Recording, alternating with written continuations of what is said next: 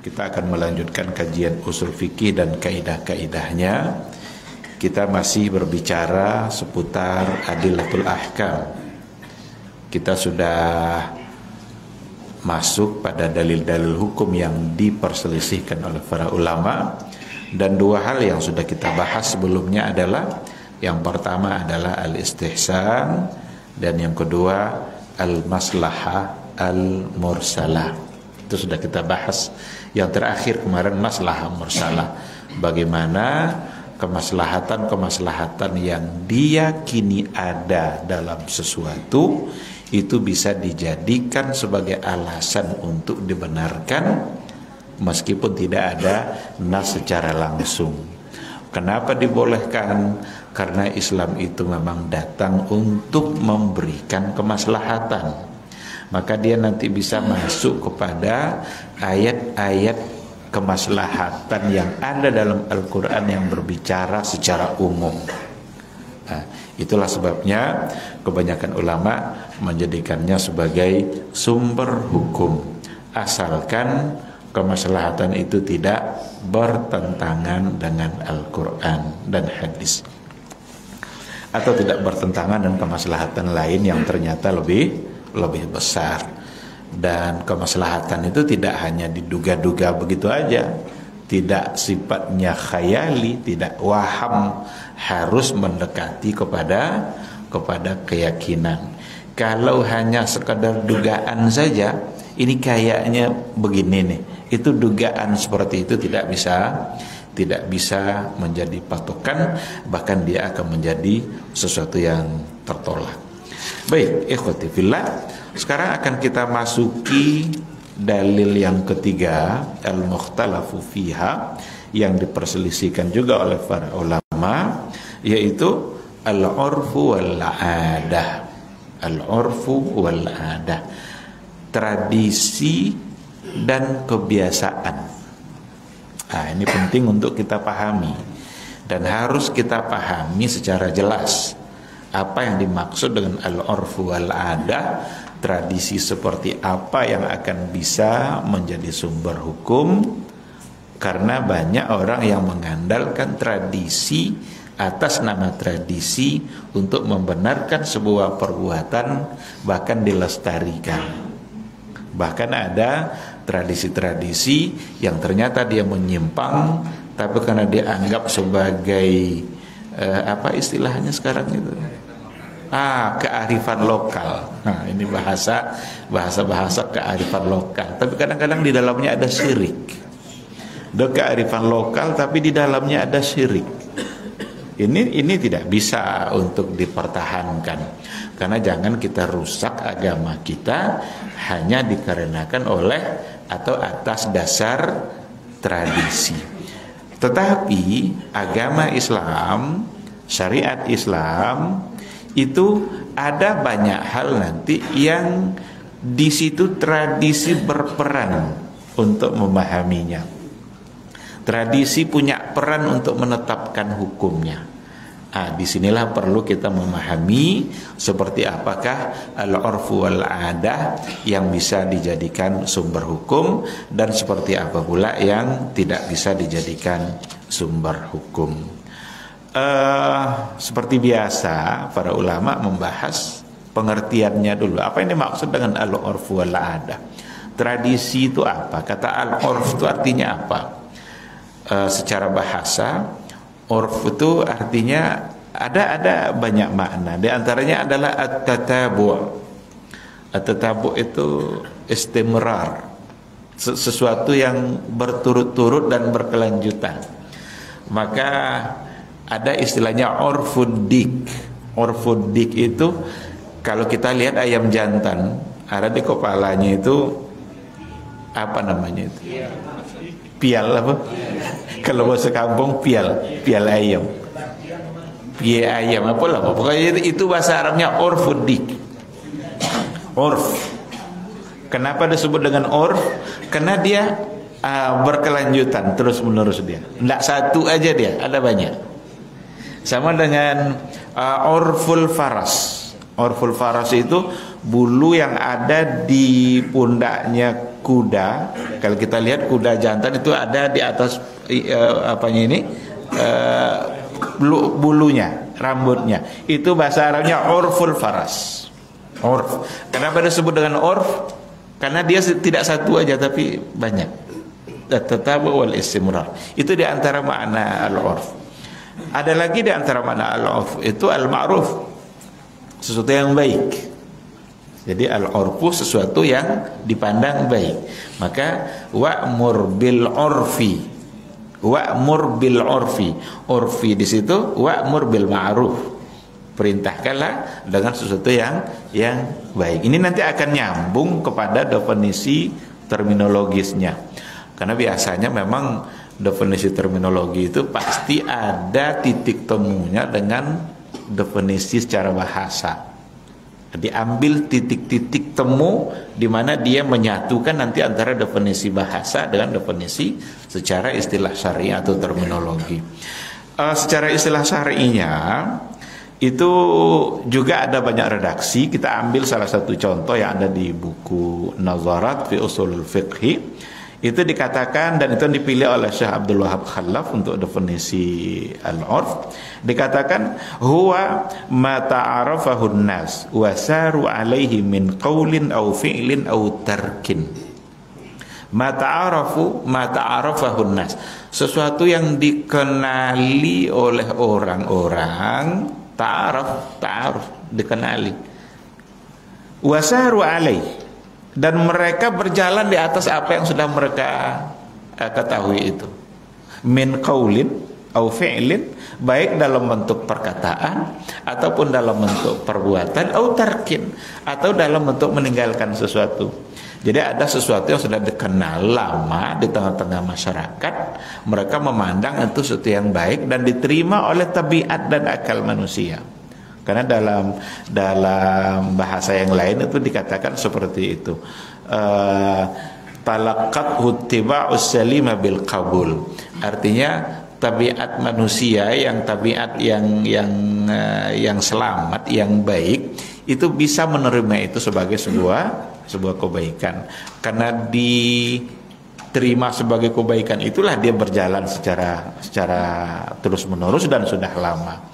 Kalau seandainya buruk, pasti tabiat kita tidak akan menerima. Fitrah kita tidak akan menerima sesuatu yang buruk kalau dijalankan lama terus menerus. Nah, oleh karena itu secara sederhana ya kita bisa mengatakan bahwa tradisi itu satu kebiasaan yang telah ada sejak dulu dan masih berlangsung di tengah-tengah masyarakat, baik dalam perkataan maupun dalam perbuatan, di mana kebiasaan tersebut dibenarkan oleh akal dan dapat diterima oleh tabiat manusia. Maka dari definisi tadi kita bisa ambil satu kesimpulan bahwa yang disebut dengan tradisi itu, al-urfu itu adalah satu bentuk perbuatan ataupun perkataan yang sudah berlangsung lama, itu berlangsung terus-menerus di satu masyarakat, dan yang dilakukan itu sesuatu yang diterima oleh tabiat mereka, dianggap baik dan diterima oleh akal sehat mereka. Itu secara sederhana yang dimaksud dengan al-urfu. Kita tidak berikan penjelasan lebih luas karena nanti ada perbedaan al-urfu wal ada oleh sebagian. Ada yang menganggap itu sama. Al-urfu, al-ada, adat itu kan adat. Adat itu kan sudah jadi bahasa kita. Adat kebiasaan, adat tradisi. Al-ada itu bahasa Arabnya. Ada yang membedakannya. Ada yang mengatakan al-adatu itu lebih umum daripada al-urfu. Karena al-urf, al-ada itu bisa nanti untuk tradisi individu atau bisa tradisi masyarakat secara luas. Tapi ada sebagian yang menyamakan al-urf wal-ada itu satu makna yang sama. Kita tidak akan masuk pada perbedaan perbedaan dalam definisi itu. Tapi intinya yang ingin kita ambil adalah kebiasaan-kebiasaan yang berlangsung di satu masyarakat, baik perbuatan ataupun perkataan, itu ternyata nanti berpengaruh di dalam penetapan sebuah hukum. Atas dasar itulah dirumuskan oleh para ulama satu kaidah fikih, yang bunyinya adalah al-'adatu muhakkamah. Al-'adatu muhakkamah. Tradisi itu dapat menjadi sumber hukum. Tradisi itu dapat menjadi sumber hukum. Tapi tradisi seperti apakah? Ini yang perlu kita pahami baik-baik. Yang jelas, para ulama memberikan syarat. Ada syarat-syarat dan ketentuan agar al-urfu itu nanti bisa menjadi sumber hukum. Karena akan menjadi kacau agama kita seandainya semua tradisi dijadikan sumber hukum. Bukankah tradisi satu wilayah bisa berbeda dengan tradisi di wilayah yang lain? Kalau seandainya semua tradisi dapat dijadikan sumber hukum, ini akan menjadi musibah bagi agama. Islam itu datang, ketika Islam datang saat itu ada banyak tradisi. Ada banyak tradisi jahiliyah. Ada yang diluruskan oleh Nabi, ada juga yang dibiarkan. Di sinilah para ulama mencoba untuk menggali, dan mereka punya jasa yang besar bagi generasi Islam ketika mereka memberikan penjelasan dawabit al-urf wal adah untuk dijadikan sebagai sumber hukum. Maka secara garis besar mereka katakan begini, al-urfu itu tidak boleh bertentangan dengan Al-Quran. Al-urfu itu tidak boleh bertentangan dengan hadis Nabi yang sahih tentu saja. Al-urfu itu tidak boleh bertentangan dengan ijma', qiyas. Al-urfu tidak boleh bertentangan dengan kemaslahatan masyarakat secara umum. Jadi tapi intinya ketika dikatakan tidak bertentangan dengan Quran dan Sunnah saja, itu sudah menjadi kata kunci memang. Karena dalil lain kan nanti ngikut pada Quran dan Sunnah. Jadi seandainya ada al-urfu, tradisi, satu kebiasaan, ternyata dia bertentangan dengan Al-Quran dan hadis, atau di dalamnya terdapat hal-hal yang tidak sesuai dengan agama, maka tradisi itu ternyata tidak dapat untuk diterima, tidak dapat untuk diteruskan, meskipun masyarakat sedang mengerjakannya dalam waktu yang lama. Karena dia tradisi yang salah, maka tradisi itu yang harus dirubah, dibenarkan agar tidak berlama-lama di dalam kesalahan.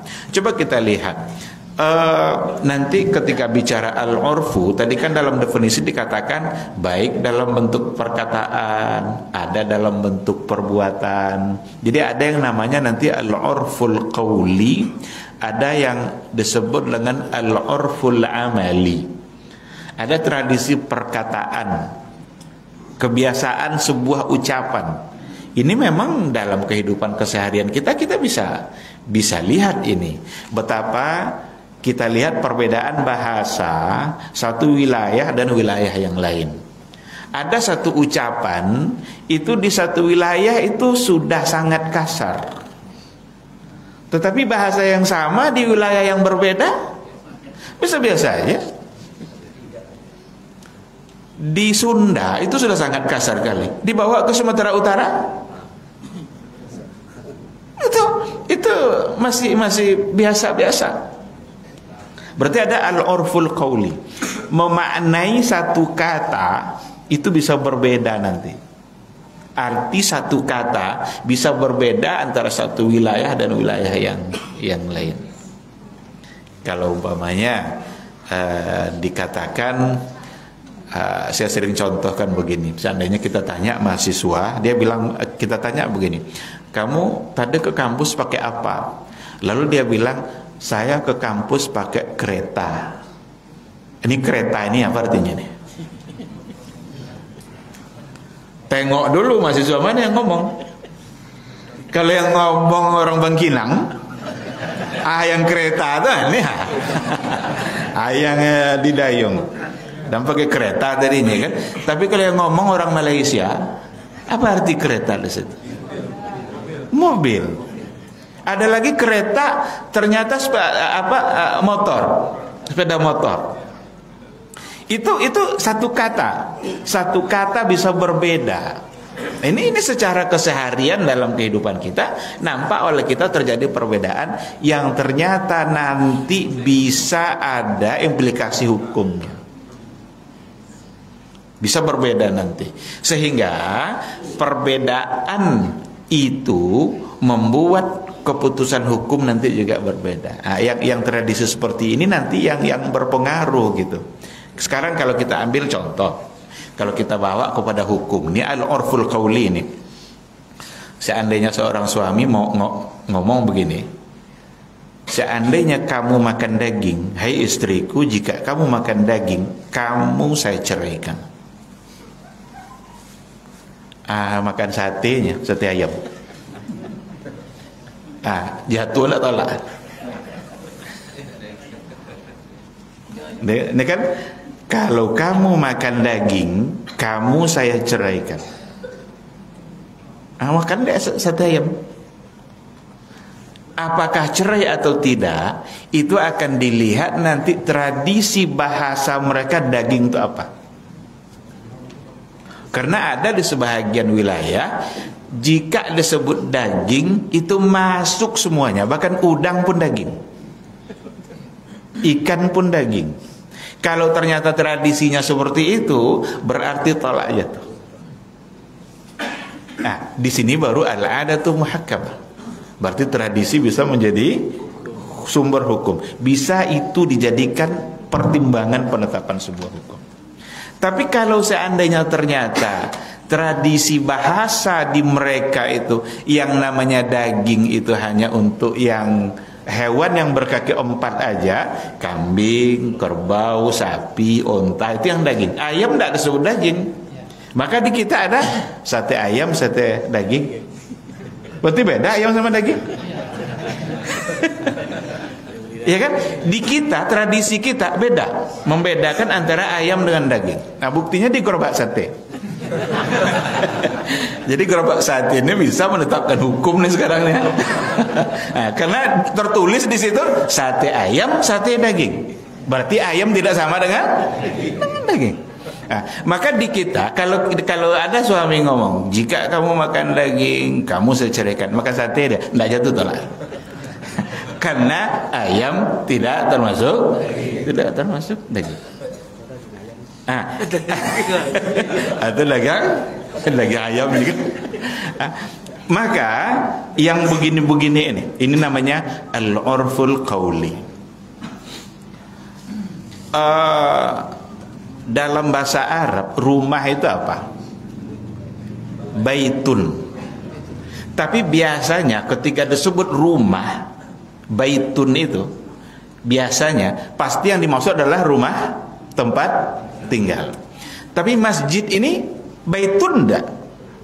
Rumah enggak? Karena disebut rumah Allah. Maka baitullah kan rumah Allah, rumah juga baitun juga. Sekarang ada mahasiswa nanya umpamanya, "Bang, ada rumah kosong enggak di sini?" Kita bilang ada tuh masjid.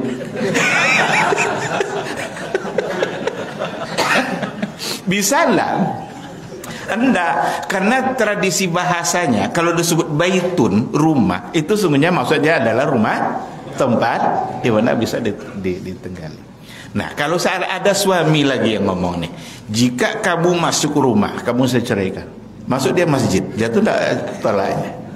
Enggak, karena baitun itu biasanya adalah untuk rumah yang ditempati sebagai tempat tinggal. Walaupun masjid disebut sebagai baitullah, ada juga baitun di situ, rumah juga.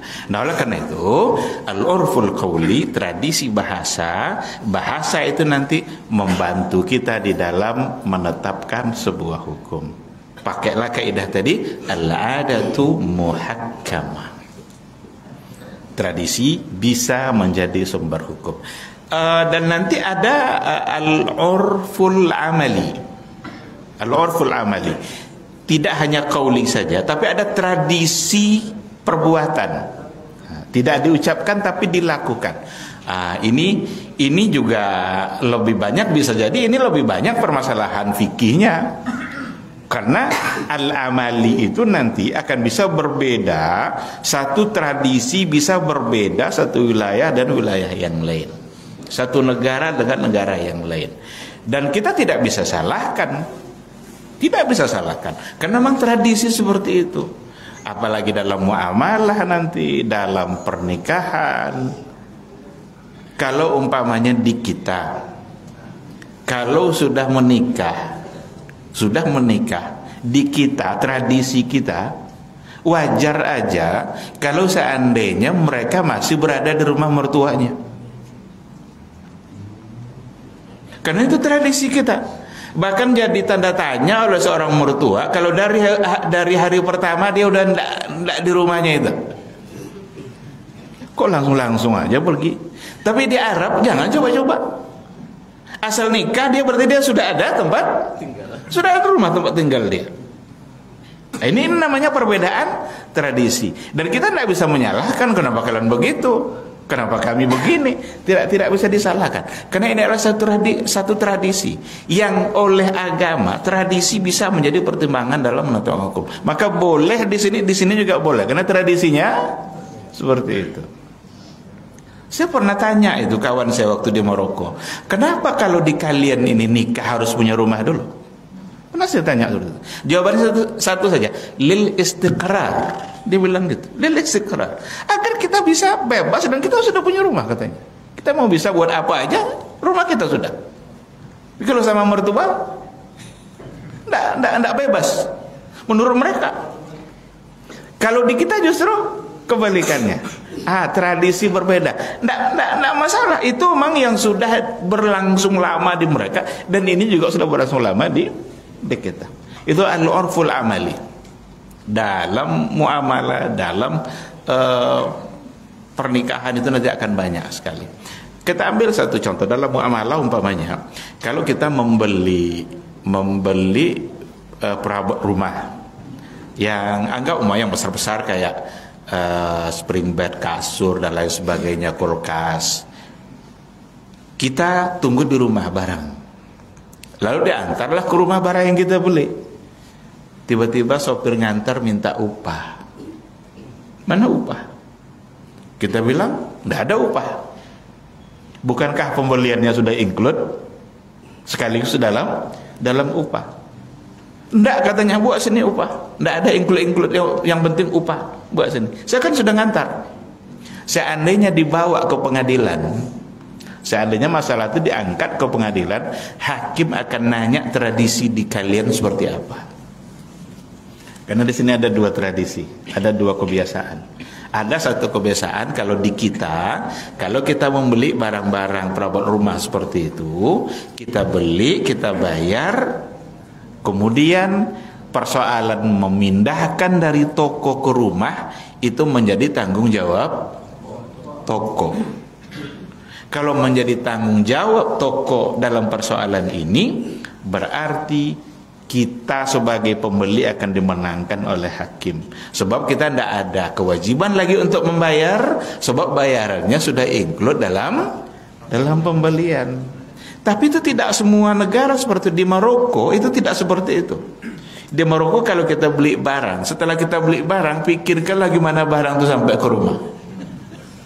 Maka rata-rata di depan toko itu ada nanti mobil pick up yang untuk ngangkat-ngangkat barang, tinggal kita urus saja. Tanya dia, berapa kalau ngangkat kasur ke rumah? Nah, dia akan berikan jawabannya, lalu kita bayar. Nah, berarti ada dua kebiasaan, dua tradisi. Salahkah dua tradisi itu? Kita tidak bisa menyalahkan. Karena itu kebiasaan yang memang sudah berlangsung lama di satu masyarakat. Dan itu yang mereka sepakati. Karena itu yang sudah mereka sepakati. Dan tidak pula bertentangan dengan Al-Quran. Ini jadi kata kunci. Tidak bertentangan dengan hadis, tidak bertentangan dengan Al-Quran. Karena itu kebiasaan yang sudah mereka sepakati, ya udah, berarti mereka akan tunduk kepada apa yang sudah mereka sepakati. Disinilah nanti al-adatu muhakkamah. Tradisi bisa menjadi sumber hukum. Asal, pokoknya satu saja sebagai kata kunci, jangan bertentangan dengan syariat. Jangan bertentangan dengan apa yang memang menjadi pegangan Islam yang pada intinya ada pada Al-Quran dan Sunnah. Jika bertentangan pasti tertolak. Ada satu tradisi kebiasaan dalam persoalan pernikahan di Lombok. Itu kalau mau menikah, ini diceritakan oleh kawan yang berasal dari sana. Dia kalau mau nikah, apa tradisi mereka? Yang laki-laki itu harus berhasil mencuri calon istrinya malam-malam. Dan calon istrinya itu siap-siap untuk dicuri. Ini boleh nggak nih tradisi? Mencuri aja udah nggak boleh kan, apalagi mencuri. Mencuri aja sudah dilarang oleh agama. Saya tanya, kenapa seperti itu? Itu simbol keseriusan untuk memiliki. Jadi tanda dia serius untuk memilikinya, curi. Tapi dia katanya enggak dia lakukan. Waktu itu sama-sama kuliah di Madinah. Anak Madinah mencuri calon istri kan enggak mungkin kan. Dan dia katanya tidak lakukan itu. Saya tidak ikuti itu katanya, karena saya tahu itu adalah satu yang salah. Tapi itu tradisi di mereka. Dapatkah digunakan al-adatu muhakkamah? Tradisi bisa menjadi sumber hukum. Maka karena al-adatu muhakkamah yang tadi dibenarkan. Tidak bisa. Kenapa tidak bisa? Karena bertentangan dengan Al-Quran dan Sunnah. Walaupun kadang direka-reka itu ada direkayasa bagaimana dia bisa berhasil untuk dicuri, tapi yang penting simbol keseriusan bagi mereka. Nah, oleh karena itu al-urful amali ini, tradisi amali, kalau masuk nanti dalam kategori al-urful fasid, maka tidak bisa dilanjutkan. Nggak boleh diterima gitu. Mereka mau melanjutkan ya barangkali silahkan saja, tapi dalam pandangan agama itu akan menjadi al-urful fasid. Karena al-urfu dapat dibagi kepada dua juga dari sisi yang lain. Ada namanya al-urfus sahih, ada urfu yang sah, yang sahih, yang benar, tapi nanti ada al-urful fasid. Ada juga tradisi yang fasid, yang rusak. Sehingga kalau dia rusak maka tidak dapat dibenarkan. Kalau al-urfus sahih maka boleh diterima dan dapat dilanjutkan sebagai sebuah kebiasaan karena tidak bertentangan dengan Al-Quran dan Sunnah. Ada satu masalah. Apa hukumnya adanya hantaran sebelum menikah? Itu tradisi. Hantaran itu rumusnya mudah. Tengok, ada enggak yang bertentangan menurut Al-Quran dan Sunnah? Bertentangan atau tidak? Dan hantaran itu biasanya dia tidak bagian dari mahar.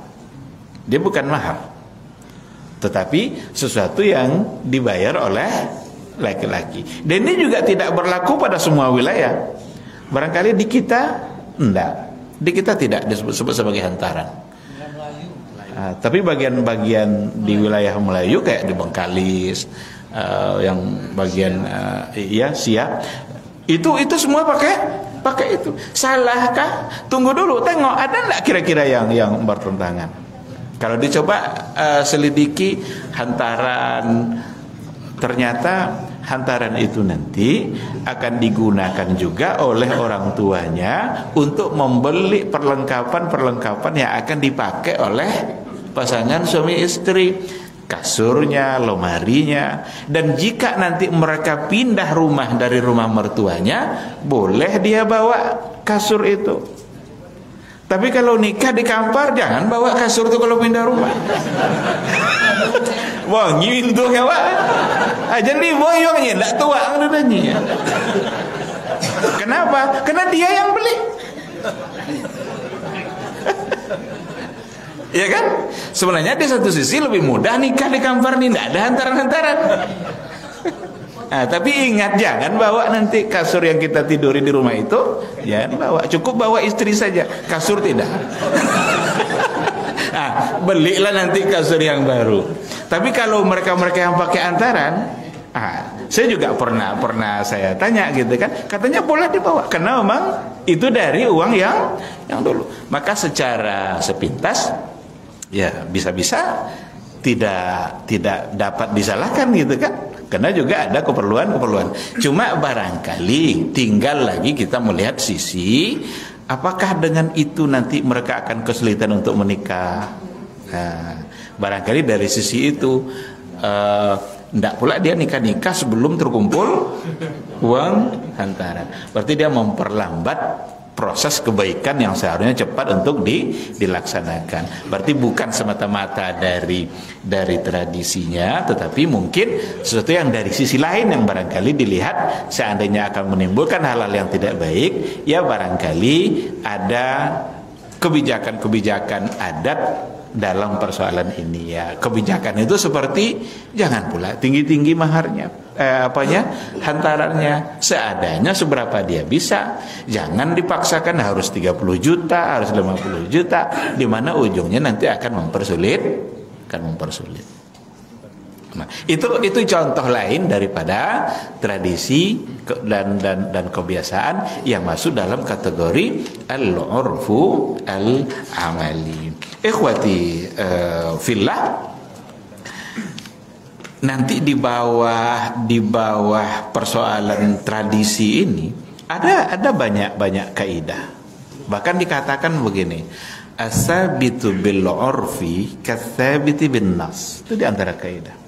Sesuatu yang ditetapkan berdasarkan tradisi itu bisa kedudukannya sama dengan sesuatu yang ditetapkan berdasarkan nas. Ini kuat ini persoalan tradisi ini. Karena itu yang sudah mereka sepakati. Bahkan ada lagi kaidahnya al-masrutu al-ma'rufu urfan kal masruti syartan. Sesuatu yang memang sudah menjadi tradisi itu bisa sebagai menjadi sebuah syarat dan ketentuan yang harus diikuti karena dia sudah menjadi satu tradisi. Nah, kalau yang namanya syarat, boleh saja kita membuat syarat-syarat dalam kehidupan kita. Lagi-lagi malam yukhalif kitab Allah wa sunnat Rasulih. Selama syarat itu tidak bertentangan dengan Al-Quran dan Sunnah. Maka dalam hadis al-muslimuna ala syurutihim. Orang muslim itu mereka taatlah terhadap syarat-syarat yang sudah mereka sepakati, selama tidak bertentangan dengan Quran dan Sunnah. Dan berapa banyak kita buat syarat, kita berikan syarat tertentu. Umpama kalau ada pemilihan RT umpamanya, yang jadi RT harus begini, berarti syarat kan? Yang jadi rektor harus profesor, itu syarat. Bolehkah? Boleh, asal tidak bertentangan Quran dan Sunnah. Jika sudah disepakati, udah taati itu kesepakatan itu. Ya, al-ma'ruf ma'rufan kal masyruti syartan. Karena waktu Isya sudah masuk, kita akan jawab dulu suara azan. Nanti insyaallah akan kita lanjutkan. Bismillahirrahmanirrahim. Alhamdulillah wassalatu wassalamu ala Rasulillah wa ala alihi wa sahbihi wa mawala. Ikhwati fillah, ma'asyiral hadirin wal hadirat, rahimani Allahu wa iyyakum. Kita lanjutkan sedikit materi kita sebelum nanti kita bertanya jawab insyaallah. Dalam persoalan al-urfu ini mungkin kita perlu tahu seperti apa fungsinya al-urfu itu ketika dikaitkan dengan hukum syariat. Apa gunanya al-urfu itu kalau kita hubungkan nanti dengan memahami agama. Secara garis besar setidaknya ada dua fungsi. Yang pertama sekali, al-urfu itu bisa berfungsi dalam menafsirkan teks agama yang datang secara mutlak, yang tidak memiliki penjelasan khusus secara tradisi syar'i atau tradisi lughawi. Karena ada istilah-istilah syariat ini yang dipahami melalui tradisi syar'i, maka disebut dia dengan al-urfus syar'i. Apa contohnya? Salat umpamanya. Salat itu tradisi syar'i, maka dipahami melalui syariat. Tidak bisa kita yang menafsirkan salat itu begini. Maka kalau ada tradisi orang dalam mengerjakan salat tidak sama dengan Nabi, pasti tidak diterima. Karena itu istilah yang sudah dijelaskan oleh syar'i. Puasa umpamanya. Puasa itu al-urfus syar'i. Tradisi yang memang dipahami melalui syariat, kebiasaan dipahami melalui syariat. Puasa, maka ketika ada orang membuat satu bentuk puasa, tidak bisa. Apa contohnya? Puasa muti, puasa dia putih-putih aja. Ayo putih, nasi putih, daging mulianya tidak putih. Berarti tidak bisa, ya kan? Maka itu masuk dalam kategori al-urfus syar'i. Ada nanti al-urful lughawi. Ada nanti satu bentuk yang biasa kita dengar tapi dipahami secara bahasa. Dicontohkan umpamanya matahari. Matahari itu yang mana? Ya udah itu secara bahasa kita sudah paham. Tapi ada nanti dalam agama ini tidak diberikan penjelasan maknanya langsung oleh syariat. Ketika itulah nanti kita bisa menggunakan tradisi kebiasaan kita untuk yang membantu kita dalam memahami. Ketika tidak diberikan penjelasan secara langsung oleh syariat, maka boleh kita gunakan kebiasaan-kebiasaan yang berlangsung dalam kehidupan kita. Ketika umpamanya dalam persoalan sewa, dalam muamalah ada namanya ujroh, sewa. Ijarah itu kan sewa menyewa kan. Ada enggak dalam hadis, dalam Quran yang langsung mengatur kalau buat rumah upahnya harus segini? Ada? Enggak ada. Lalu apa standarnya? Kebiasaan, tradisi kita. Sehari tukang kalau bosnya mungkin 200.000, tapi kalau stafnya staf lah biar apa sih kan. Kalau yang apa dia pekerja dia tentu enggak segitu. Siapa yang ngatur tuh? Ya tradisi, kebiasaan. Salah menurut agama? Enggak, itu tradisi yang berlangsung. Maka ketika kita ingin minta dibangunkan rumah, kita siap-siapkan saja upah biasanya begini memang. Kalau sehari, begini upahnya.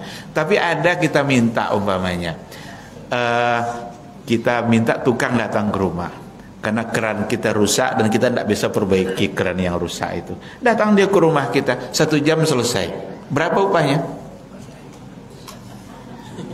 Dia minta umpamanya berapa bang? 200. Kok 200? Karena upah tukang sehari. Ini kan 1 jam. Tidak sampai pula 1 jam. Hanya karena kita nggak paham aja. Padahal cuma keran kan. Maka ada istilah nanti upah di mana kita ikut kebiasaan yang ya kalau segitu ya pantasnya dikasih begini. Bahasa pantasnya dikasih begini itu sesungguhnya kita sedang menjadikan tradisi kita sebagai ukuran. Tidak mungkin boleh kita kasih 1 juta. Kecuali kalau kita ingin berbaik hati memberinya, silakan saja. Tapi yang namanya upah itu kan dalam syariat kan kewajiban kita untuk memberikan upah terhadap satu pekerjaan. Tentu ada ketentuan agama. Maka ketika tidak diberikan angka jelas, itu bisa dikembalikan kepada tradisi. Nah, untuk memahami seperti itu bisa. Yang kedua, Itu pada beberapa hukum syar'i yang diperintahkan agama hanya saja tidak memiliki batasan yang jelas. Diperintahkan oleh agama, tapi agama tidak langsung memberikan batasan yang jelas tentang hukum itu. Maka itu nanti dikembalikan kepada tradisi. Sekarang kalau ditanya umpamanya, berapakah kewajiban suami memberikan nafkah istrinya? 5 juta kah? 3 juta kah? 10 juta kah?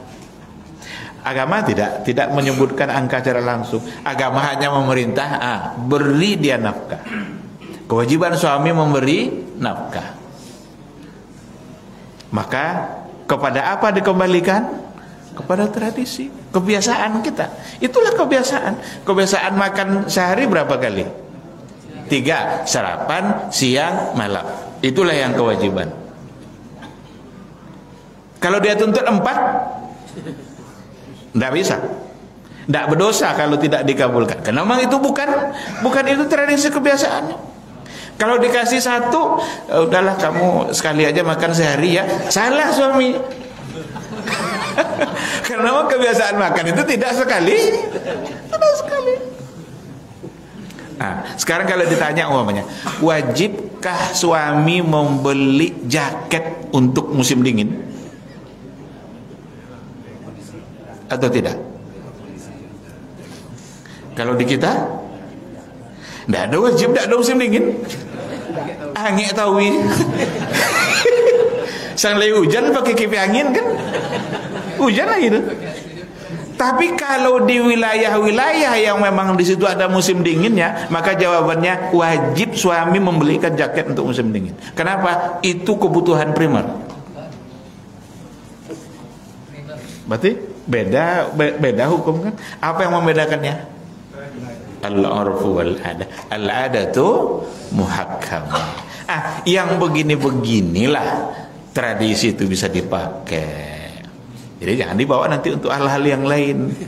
Nah, kita perlu memahami ada nanti istilah tradisi agama atau agama tradisi. Nah, jadi ada tradisi agama, ada agama tradisi. Agama tradisi itu apa? Turun temurun. Itu rapik dari dulu deh. Apa contoh? Sesajen. Yang ditendang kemarin itu masalah kan? Sebenarnya salah juga, dia mungkin menendang. Itu berarti cara yang tidak betul. Karena ya kalau kita ingin menunjukkan ingin merubah satu keadaan, ya harus dengan cara yang baik, jangan pula dan melakukan hal-hal yang ternyata berakibat tidak baik. Tapi harus ada yang menyampaikan kalau itu salah. Nah, disinilah kita tidak boleh berpegang kepada kebiasaan lama, kan sudah dari dulu tuh.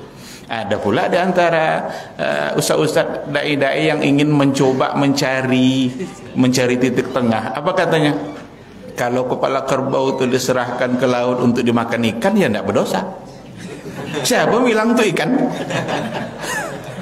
Kalau seandainya diserahkan diletakkan di kaki bukit untuk memberi makan hewan-hewan di bukit, ya tidak ada masalah. Siapa yang bilang kalau itu untuk hewan? Ya, pasti untuk tujuan yang lain. Ada tradisi dan di situ mengandung unsur kesyirikan.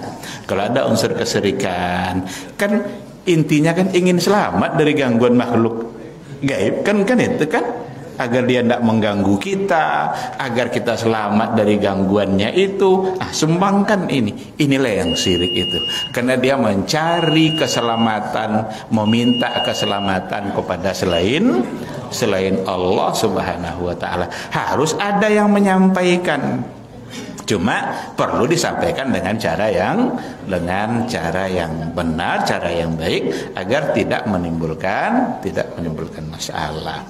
Apalagi zaman kita hidup hari ini, yang begitu-begitu tuh cepat itu ditangkap dan cepat disalahkan.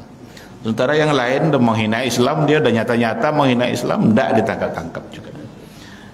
Itu keadaan yang kita hadapi hari ini. Itu mungkin fitnah pula bagi kita. Mudah-mudahan kita tetap istiqamah. Nah, jadi untuk menjelaskan seperti tadi itu diserahkan kepada tradisi. Adalah seorang perempuan Hindun kalau nggak salah itu ya, yang istrinya Abu Sufyan. Datang dia nemui Rasulullah, Rasulullah, suami saya ndak dikasihnya saya nafkah. Ndak mau dia ngasih nafkah. Apa perintah Nabi kepada perempuan itu? Khudhi ma yakfiki wa waladaki. Ambil oleh kamu apa yang cukup untuk kamu dan anak kamu. Sekarang apa yang cukup itu kemana kembalinya? Berarti kepada apa yang menjadi standar kecukupan hidup dalam berumah tangga pada dia. Itu yang dipakai. Nabi tidak bilang ambil 1.000 dinar. Nabi bilang gitu. Karena belum pasti segitu. Maka ketika tidak diberikan penjelasan, maka diserahkan kepada kebiasaan, diserahkan kepada tradisi. Disitulah kita bisa memfungsikan tradisi dalam menetapkan atau dalam memahami syariat yang diturunkan oleh Allah melalui Rasulullah Sallallahu Alaihi Wasallam.